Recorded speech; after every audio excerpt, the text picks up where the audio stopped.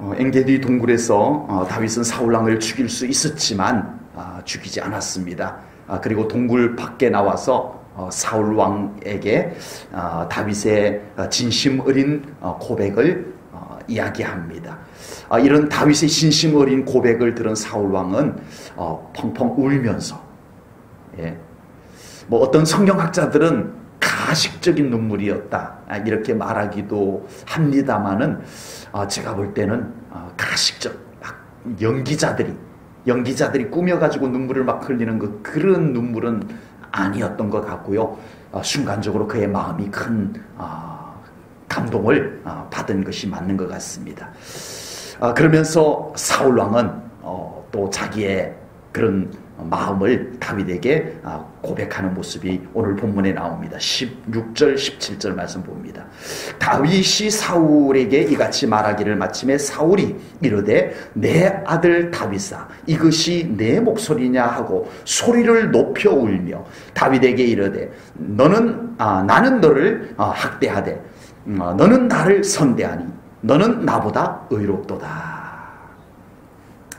그동안 사울왕은요 지독할 정도로 다윗을 미워했어요. 그 미움의 마음을 가지고 다윗을 악착같이 죽이려고 했어요.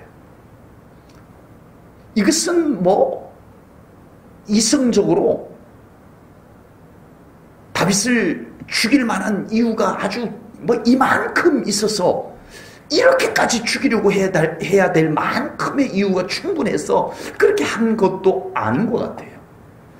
다윗이 그 정도로 사울왕에게 잘못한 것 없어요. 끊임없이 다윗이 사울왕에게 하는 얘기가 그거예요. 내가 도대체 뭘 얼마나 잘못했길래 저를 이렇게 미워하고 저를 이렇게까지 죽이려고 쫓아다니십니까? 이게 다윗의 마음이었거든요. 물론 사울왕의 그 왕권, 내 아들이 내가 이 왕으로 계속 재임을 하다가 어느 날 때가 되면 내 아들 요나단에게 이 왕의 자리를 물려줘야 되는데 제 다윗이 자꾸 인기가 좋아. 그게 좀 마음에 걸리긴 해요.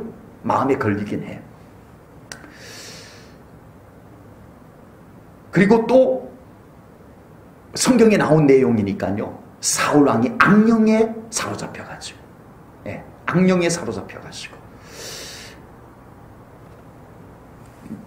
그 미움의 마음이 요만큼 생겼다면 사울의 마음에 왜 안 생기겠어요? 사울의 마음에만 생겨요? 우리에게도 생겨요?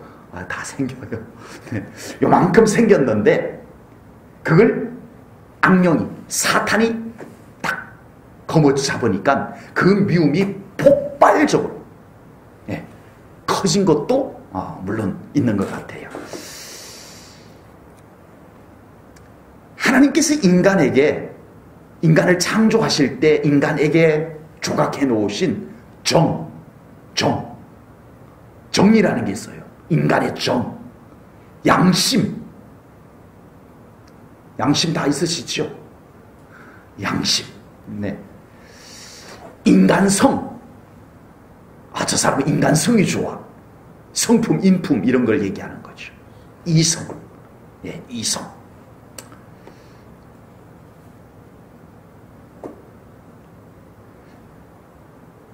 그런 것만 놓고 본다면 사울왕은 도대체 다윗을 이렇게까지 미워할 수 있는가? 도대체 이렇게까지 악랄할 정도로 죽이려고 하는가? 다윗은 사울왕의 사위입니다. 사위. 인간은요 이성이 있고요 인륜을 지켜야 되는 그런 이성적인 것과 정도 있는 거예요. 양심도 있는 거예요. 사위가 좀 마음에 안 들 수는 있어. 그런데 그 마음에 안 드는 거를 그대로 사위에게 쏟아 부어요?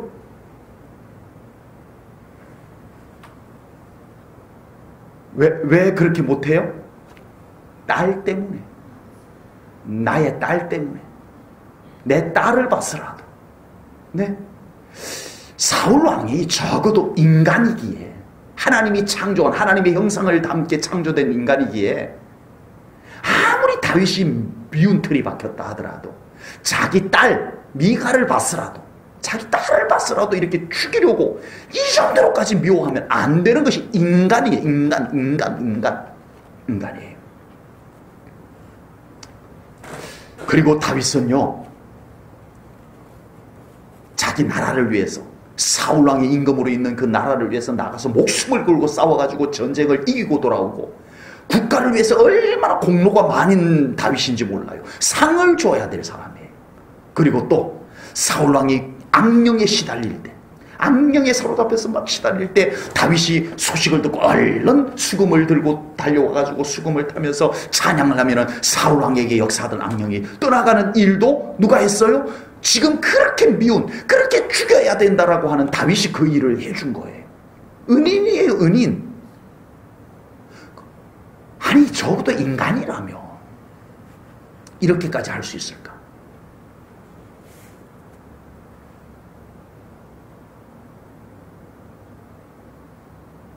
이번에 이 사울왕에게 도대체 인간성이라고는, 저게 인간이야?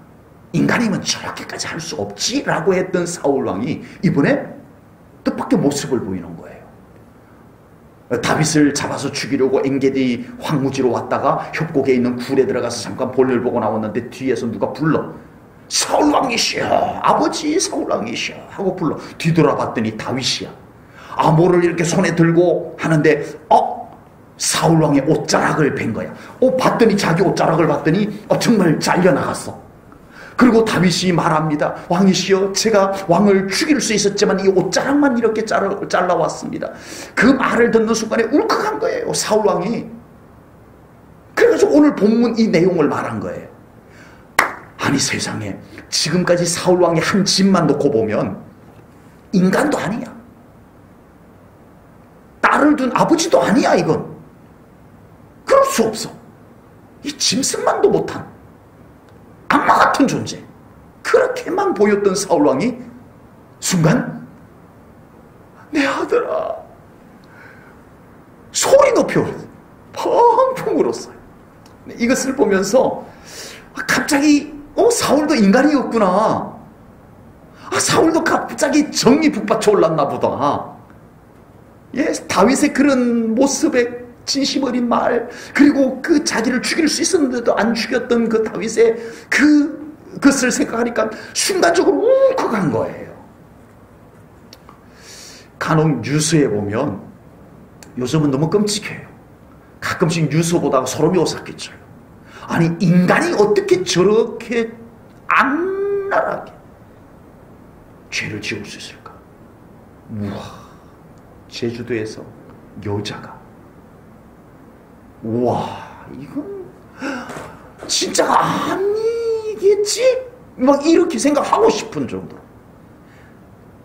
경찰들이 너무 막 그렇게 막 만들어간 거 아니야? 막 이렇게 생각하고 싶을 정도로. 아니, 어떻게 여자의 손으로 그렇게 흉악한 죄를 자기 손으로 지을 수가 있을까? 인간의 생명을 그렇게 할 수 있을까? 인간도 아니라는 생각이 들 때가 있어요. 그런데요, 그런 사람들도 여러분 무기징역 받거나 사형 선고를 받거나 이렇게 되면 이제 감옥에 들어가 있는 동안에 전도자들이 들어갑니다. 예, 참 그곳까지 복음을 들고 들어가는 분들이 계세요. 그 사람들 앞에 복음을 전합니다. 처음에는 딱딱하게 굳어졌던 마음으로 안 들으려고 합니다. 네? 저도 군대에 있을 때, 군대 헌병대 안에 있는 그 감옥이 있어요. 영창이 있어요. 거기에 매 주일마다 가서 예배를 드렸던 적이 있습니다. 예. 가면요, 매 주일마다 우유 하나, 빵 하나 이렇게 사들고, 그 군대 감옥이죠. 군대 감옥. 헌병대 안에 있는 군대 감옥에 가가지고, 네, 예배를 먼저 다 드리고 복음 전하고, 네, 그리고 이제 빵 우유를 나눠줍니다.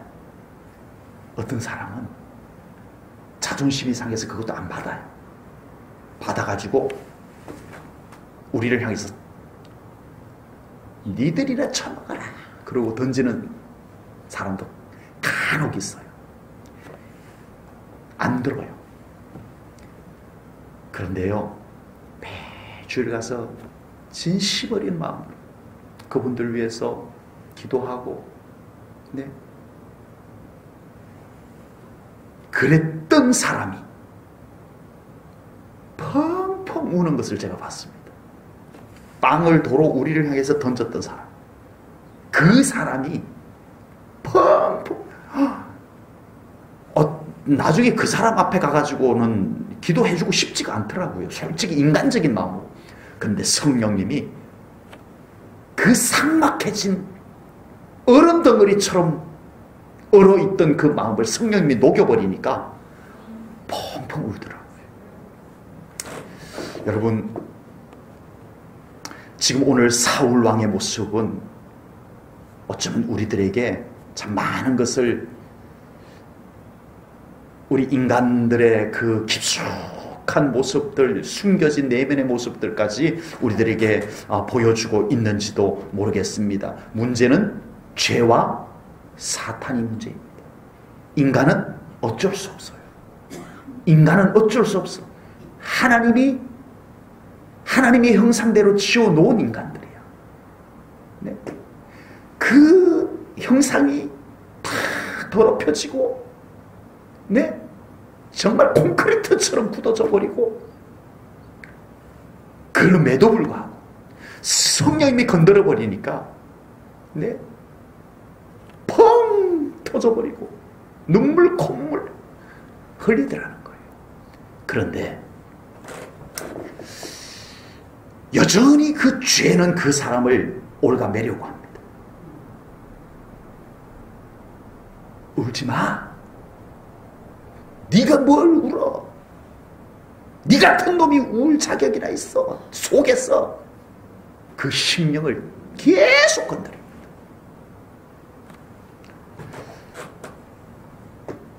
지금 다윗의 그 진심 어린 고백과 하나님이 하신 일들을 생각하면서 순간적으로 이 사울 왕은요, 울컥합니다. 내 아들아, 내가 왜 그런 짓을 했는지 모르겠다. 내가 나쁜 놈이야. 네, 그러고 있습니다. 그런데 이걸 못 지켜내요. 이걸 못 지켜내요.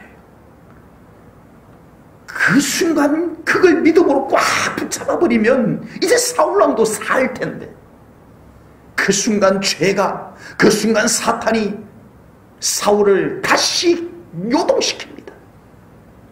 죽여야 돼. 이 마당에 지금 착한 게 뭐가 필요해? 지금 무슨 양심이 지금 뭐가 필요해?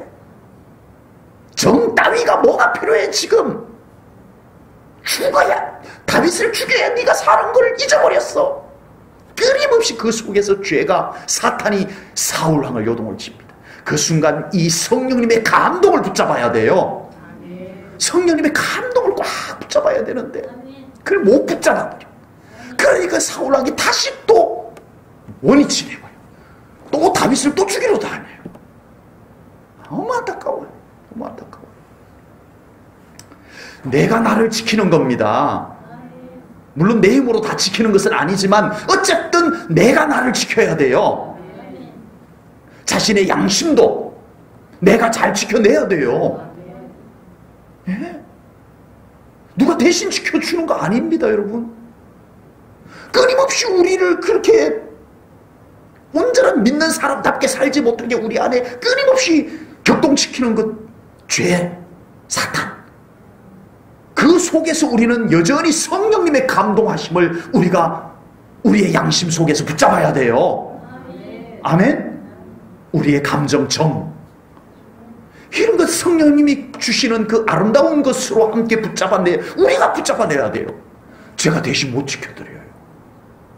여러분 가족이 못 지켜줘요. 우리가 지켜내야 됩니다. 아멘. 자신의 믿음을, 자신의 모든 것을, 하나님이 창조하신 것을 잘 관리하지 못하면 어느 누구도 하나님께서 창조하신 형상, 원형, 그걸 잃어버리게 되어 있습니다. 잃어버려요. 다 소용없습니다. 나 왕년에 착했는데, 왕년에 착하지 않은 사람 어디 있어요? 나도 한때는 착했다니까? 그것으로 안 됩니다. 변명이 안 됩니다. 우리는 그걸 나는 지켜내었노라. 아멘. 믿음으로 지켜내었노라. 아멘. 이럴 수 있어야 돼요. 나도 한때는 착했다니까? 이건 안 돼. 이건 안 되고. 나는 정말 많은 미워할 사람이 있었음에도 불구하고, 나는 많은 내 양심을 저버려야 되는 미혹이 있었음에도 불구하고, 나는 주님 때문에 난 이걸 성령님 안에서, 말씀 안에서 난 지켜냈어. 주님 지켜냈어요. 주님. 이 고백이 나올 수 있어야 될 줄로 믿습니다.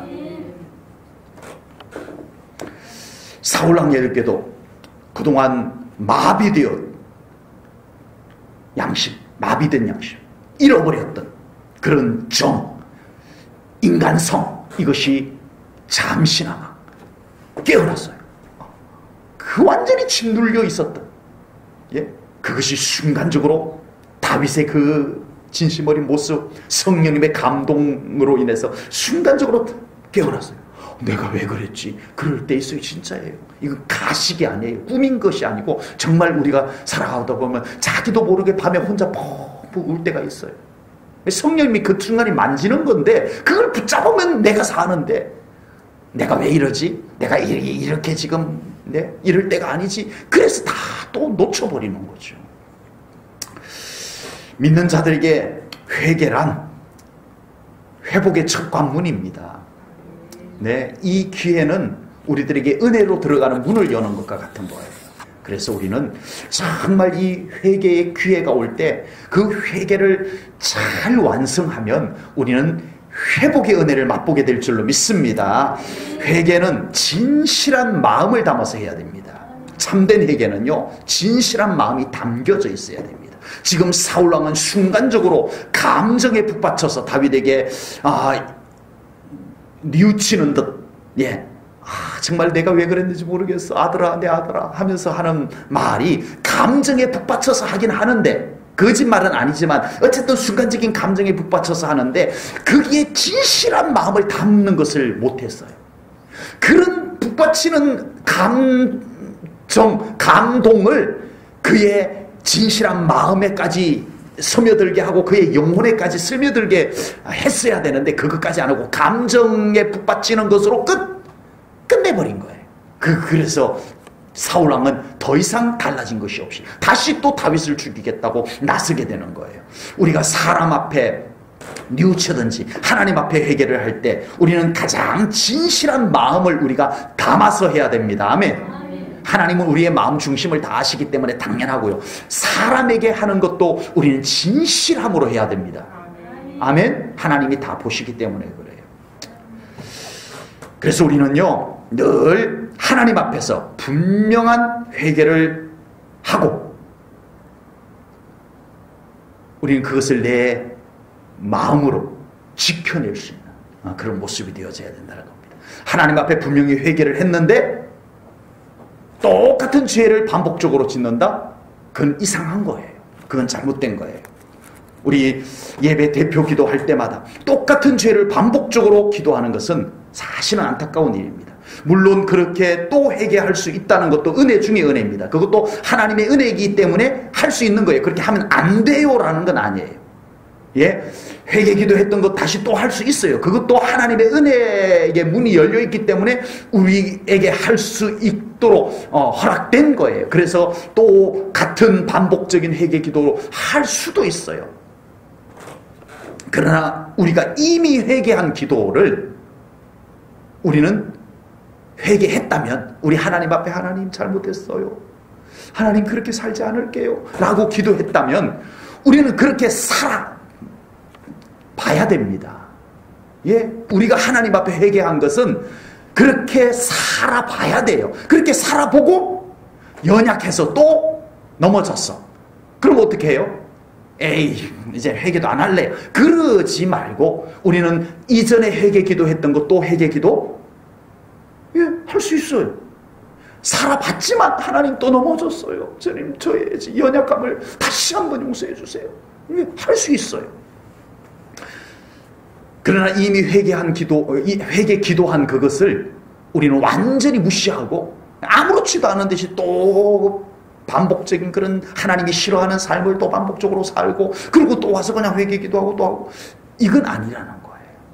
그래서 우리는 우리의 진심이 하나님 앞에 담겨진, 우리의 양심이 담겨지고 우리의 영적 고백이 담겨진 그런 회개를 우리가 하나님 앞에 드려야 되겠다라고 하는 겁니다. 회개는 그리고 하나님 앞에서 해야 되는 것입니다.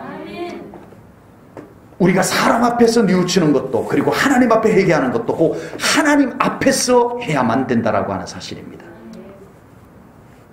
사람 앞에서 하는 우리의 말도 하나님이 들으시고, 하나님 앞에서 회개하는 것도 하나님께서는 더더구나 우리를 기억하고 계시기 때문에 우리는 꼭 하나님을 의식하고 회개한 삶은 회개한 사람답게 우리가 또 살아가도록 해야 된다라고 하는 사실입니다. 사울왕은 이미 하나님을 떠난 자이고 하나님께서도 사울왕을 버렸다라고 성경에 나와 있어요. 그래서 사울왕은 이제 더 이상 하나님 없이 하는 것입니다. 이 사울왕이 하는 것은 하나님 없이 하는 거예요. 지금 오늘 본문에도 나오는데 사울왕이요, 마치 믿음 좋은 사람인 것처럼 다윗, 정말 너는 괜찮은 사람이구나, 네 하나님께 복받을 거야 라고 말을 했지만 이것은 진실한 하나님 앞에서 하는 말은 아닙니다. 그냥 습관적인 말에 불과한 것이요. 그러나 우리는 정말 무엇이든 하나님 앞에서 말하고 하나님 앞에서 행하는 모습이 되어져야 될 줄로 믿습니다. 왜 성경의 인물들조차도 자신이 결단하고 자신이 했던 말을 끝까지 지켜내지 못하고 변질이 되고 그렇게 될까요? 결정적으로 그들에게 하나님이 없어져서 그렇습니다. 하나님이 안 보여서 그러는 거예요. 그들에게 끝까지 하나님이 주인이시라는 믿음만 있다면 그들은 절대 자기 마음대로 못합니다. 하나님 앞에서 어찌 내 마음대로, 내 좋을 대로, 내 멋대로 할 수 있겠느냐라고 하는 겁니다. 우리가 신앙생활을 한다고 하는 것은요, 내가 좋아하는 그냥 종교 하나 가지고 나에게 맞는 그런 종교 생활 하는 것 정도, 그게 우리의 신앙생활은 아니다라고 하는 겁니다. 우리가 신앙생활을 한다라고 하는 것은 철저하게 하나님 앞에서 하는 것이 되어야 됩니다.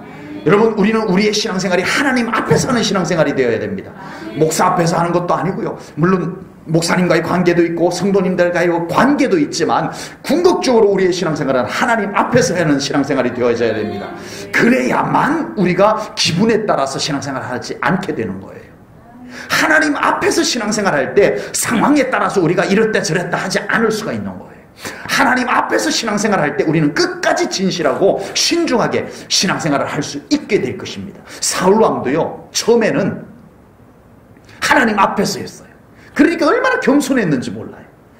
사울왕도요, 정말 참 이스라엘의 왕이 될 때 하나님 앞에서, 하나님 보시기에, 그래서 참 겸손하고 신실하고 하나님하고 멋지게 이스라엘을 섬겼던 그런 왕이었어요. 사무엘상 11장 15절 말씀 보겠습니다. 모든 백성이 길갈로 갔어. 거기서 여호와 앞에서 사울을 왕으로 삼고 길갈에서 여호와 앞에 화목제를 드리고 사울과 이스라엘 모든 사람이 거기서 크게 기뻐하니라. 아멘. 사울을 이제 이스라엘을 첫 번째 왕으로 세우는 장면에 여호와 앞에, 하나님 앞에라는 말이 2번 나옵니다. 이들은요, 처음에 하나님 앞에서 다 했어요. 하나님 얼굴 앞에서 다 했어요. 그런데 이제 갈수록 점점 하나님 앞에서 안 해. 하나님이 안 보여. 하나님이 없어. 그러니까 이제 사울왕이 그 지경이 된 거예요. 하나님 앞에서 할 때와 하나님 없는 곳에서 하는 것의 차이가 이렇게 크다라고 하는 것을 사울왕이 우리들에게 보여주고 있는 겁니다. 우리의 삶이 항상 하나님 앞에서 행하는 삶이 되어야 할 줄로 믿습니다. 무엇이든 하나님 앞에서 하는 것이 되어야 됩니다. 예배도, 기도도, 헌신도 다 하나님 앞에서 하시기를 축복합니다. 하나님 앞에서 하는 것은 아름다울 수밖에 없습니다. 아멘. 그렇게 되어질 겁니다. 사울왕은 다윗의 진심 어린 말과 성령님의 감동으로 순간 눈물을 흘리고 사울왕도 진심 어린 그런 뉘우치는 말을 다윗에게 하게 됩니다. 그러나 사울왕은 금방 이런 마음을 잃어버리게 돼요. 온데간데 없이 다시 또 다윗을 죽이겠다라고 나서게 되는 겁니다. 이것은 사울왕이 그 마음에 생기는 감동을 붙잡지 않아서, 지켜내지 않아서 그렇다는 거예요. 우리의 신앙생활은 한 번 은혜 받는 것으로 충분한 것이 아닙니다. 은혜는 받아야 돼요. 아멘? 어쨌든 우리는 은혜를 받아야 돼요. 그러나 그보다 더 중요한 것은 받은 은혜를 잘 지켜내는 거예요. 과거에는 부흥회 많이 했죠. 예, 부흥회 참 많이 하고, 정말 내가 다니는 교회에서만 부족해가지고, 옆 교회 부흥회 하는 데까지 다 쫓아다녔잖아요. 네, 부흥회를 참 많이 했던 기억이 납니다. 저도 어릴 때 많이 다녔던 방학 때는, 그 부근에 있는 교회들 부흥회 한다 그러면 다 쫓아다녔던 것 같아요. 그럼 부흥회 가서 은혜 받는 것으로 충분해요? 아니더라고요. 그래서 어떤 목사님은 부흥회 할 필요 없다 이렇게 말하는 분이 계세요. 저는 그게 찬성하진 않습니다. 동감하진 않습니다. 목사님 왜요? 왜 부흥회 할 필요 없어요? 그랬더니 부흥회 해봤자 뭔 소용이 있어. 그때 뭐 은혜 받았다고 막 눈물 막 흘리고 뭐 그러고는 끝인데. 그 목사님이 그러시더라고요. 목사님 맞습니다. 그럼에도 불구하고 은혜는 받아야 됩니다. 은혜는 받아야 돼요. 그러면 우리는 어떻게 할까요? 은혜 받은 게 소용없는 게 아닙니다.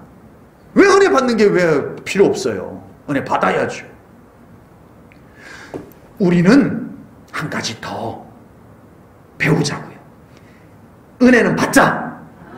그리고 받은 은혜를 가지고 살아가자. 그 은혜 받은 은혜를 잘 지켜내자. 우리는 이것까지 가야 돼요. 이것까지 가야 돼요. 하나님은 우리들에게 많은 은혜를 베푸십니다. 아멘. 성령님께서는 언제나 우리들에게 감동하시고 우리를 깨닫게 하시고 우리를 이끌어 주시는 줄로 믿습니다. 믿음의 성공을 이루는 사람은 남들보다 은혜를 더 받은 사람일까요? 아니더라고요. 제가 이렇게 만나보니까 참 신앙생활을 성공적으로 하는 분들을 이렇게 지켜보면 그분들은 다른 사람들보다 은혜를 특별하게 더 받은 것이 있어서 믿음 생활을 성공적으로 하는 것이 아니더라고요. 그게 아니더라고요. 신앙생활에 실패한 사람, 저 사람은 하나님이 은혜를 덜 줬는가 하고 가만히 봤더니 그것도 아니에요. 하나님의 은혜는 동일합니다. 공평하십니다. 다 은혜 받아요. 더 받고 덜 받고가 아니에요. 그 사람에게 하나님의 은혜는 공평하게 다 베풀어 주십니다. 아멘.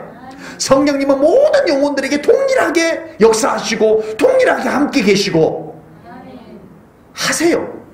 그런데 차이가 뭐냐? 신앙생활을 성공적으로 하는 분들은요, 받은 은혜를 잘 간직해요. 지켜내요. 그걸 가지고 잘 살아내요. 그런데 은혜는 받았지만 그 은혜를 너무 소홀히 여겨가지고 어마어마한 은혜를 받았지만 그 은혜를 관리하지 못해가지고 다 잃어버리고, 예수님의 비유 가운데서 씨 뿌리려는 자의 비유에서 은혜의 씨앗이 뿌려졌는데 새들이 와서 다 쪼아먹어요. 관리가 안 되니까. 관리가 안 되니까. 그래서 사도 바울께서도요, 그의 제자이면서 영적 아들인 디모데에게 이렇게 편지를 했습니다. 디모데후서 1장 13절 14절입니다. 너는 그리스도 예수 안에 있는 믿음과 사랑으로서 내게 들은 바 바른 말을 본받아 뭐하고? 지키고 우리 안에 거하시는 성령으로 말미암아 내게 부탁한 아름다운 것을 어떻게 하라? 지키라. 예, 이게 받은 것도 중요하지만 받은 것을 잘 지켜라 디모데야. 이거 못 지키면 받은 거 다 소용없어. 받고 지키고, 은혜 받고 은혜 지키고, 이게 잘 돼야 된다, 이 말씀인 거예요. 신앙생활에 특별한 비법이 있는 게 아니더라고요. 예, 아무리 제가 세미나 다녀보고, 예, 저도 목회 어느 정도 이렇게 하면서 많은 성도님들 이렇게 대하면서 살펴본 결과, 신앙생활의 특수 비법은 제가 아직 못 찾아서 그런지 모르지만 없는 것 같아요. 가장 좋은 것은 일단 은혜 받자.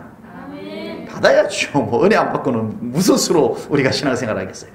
은혜 많이 받는 우리 성도님들 되시기 바랍니다.